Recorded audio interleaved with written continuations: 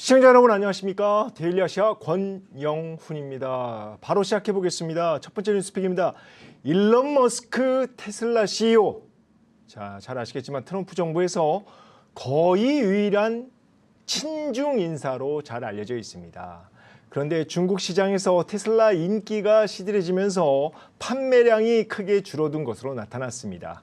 블룸버그 통신은 오늘 중국 승용차 협회 자료를 인용해 테슬라 중국 공장의 출하량이 최근 5개월 연속 지난해 같은 기간보다 줄었다고 보도했습니다. 2월 출하량은 지난해 2월보다 무려 49% 줄어든 3만 대로 코로나19 팬데믹 시기인 2022년 7월 이후 가장 적었습니다. 중국은 세계 최대 전기차 시장으로 테슬라의 글로벌 매출 4분의 1을 차지합니다.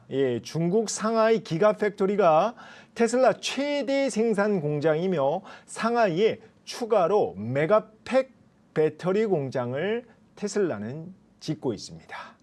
일론 머스크가 트럼프발 관세 폭탄 속에서도 중국 전기차에 대해 관세 부과를 반대하는 등 친중 행보를 이어가고 있는데요.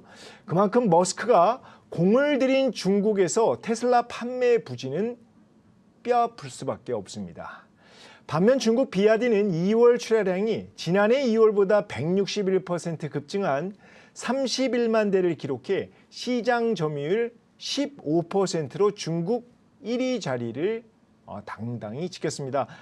그에 반해 테슬라는 2.6%로 11위에 그쳤습니다.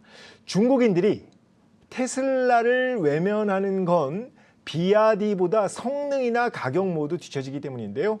비아디는 자율주행 시스템을 무료로 제공하는 반면 테슬라는 유료인데다 중국 당국으로부터 아직 허가도 못 받은 상황입니다.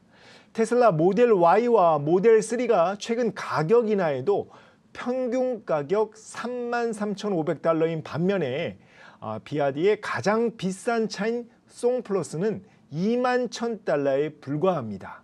우리나라 돈으로 계산해도 한 1,800만 원 정도 차이가 나는데요. 그만큼 비아디가 싼 겁니다. 전 세계적으로 일론 머스크에 대한 반감이 확산돼 테슬라 관련 시설에 최근에 공격이 이어지고 있습니다. 테슬라 지나가는 테슬라에 화재를 일으키고 전기차 충전소에 대해 화재를 일으키고 이렇게 하고 있죠.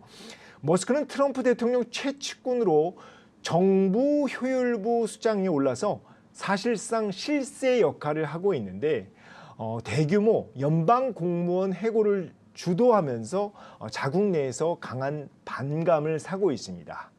특히 나치 경례를 연상시키는 동작에 이어 여기 지금 사진도 나와 있죠. 독일 극우 정당 유세에 참여하는 등 도발적 행보로 유럽에서 테슬라 불매 운동까지 벌어지고 있는 상황입니다. 상황이 이렇자 테슬라는 중국을 제외한 글로벌 전기차 시장 1위 자리까지 내줬습니다. 시장 조사 업체 S&E 리서치에 따르면 1월 중국 외 전 세계 전기차 인도량에서 폭스바겐이 82,000대를 팔아서 57,000대를 판 테슬라를 제치고 1위에 올랐습니다.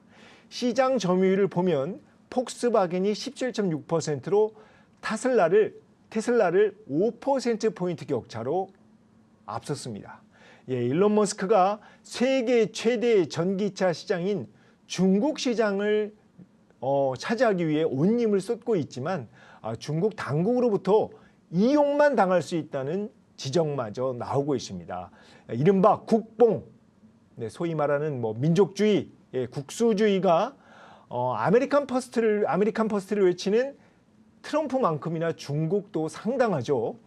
중국인들이 친중 모드인 억만장자 테스트를 좋아하는 것은 사실인데 중국 당국이 테슬라 자율주행 시스템 승인을 두고 미중 무역 갈등의 협상 카드로 활용할 수 있다는 분석이 나오고 있습니다. 상황이 이렇자 트럼프 최측근인 머스크가 친중 전략을 마냥 고집하기는 쉽지 않아 보입니다. 두 번째 뉴스픽입니다. 미국과 중국의 관세 전쟁이 점입가경입니다. 중국 정부는 오늘부터 미국산 닭고기와 밀, 옥수수 등에 대한 관세를 15% 인상하고 쇠고기와 돼지고기, 수산물 등의 관세는 10% 높이기로 했습니다. 이는 트럼프 대통령이 지난달 4일 중국산 수입품에 10% 추가 관세를 부과하고 이달 4일 관세 10%를 더 매긴 데 대한 2차 보복 관세입니다. 중국은 1차 보복 관세 때 지난달 4일이죠. 미국산 석탄과 LNG 15%, 원유와 농기구 등에 대해 추가 관세 10%를 부과한 바 있습니다.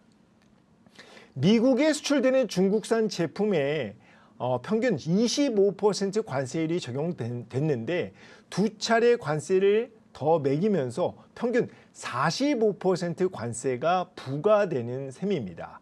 트럼프 대통령이 대선 과정에서 중국산 수입품에 60% 관세를 때릴 거라고 공언을 했죠. 그만큼 15% 정도 추가 관세를 더 매길 가능성이 높은 겁니다.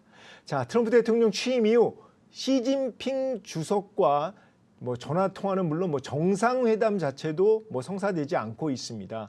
중국 당국은 보복 관세로 대응을 하면서도 대화의 문은 아직 닫고 있지 않고 있습니다.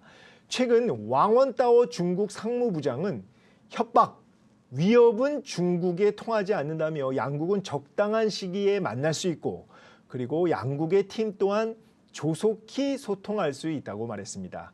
하지만 미중 관세 협상이 단시간 내에 이루어지기는 어려워 보입니다. 왜냐?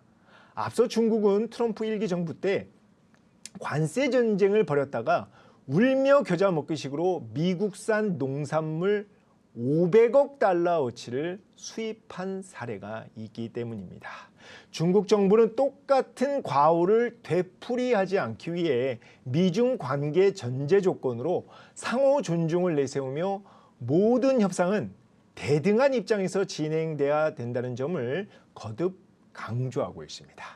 자, 세 번째 뉴스픽입니다. 세계 최대 전자제품 위탁 생산업체죠. 대만 폭스콘이 대만 최초로 AI 모델 폭스브레인을 만들었다고 밝혔습니다.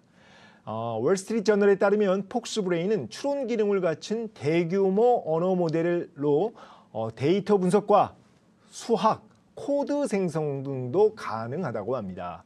폭스콘은 미국 엔비디아가 대만에 있는 슈퍼컴퓨터와 기술 컨설팅을 지원해 불과 4주 만에 성공적으로 AI 모델 학습을 마쳤다고 설명했는데요.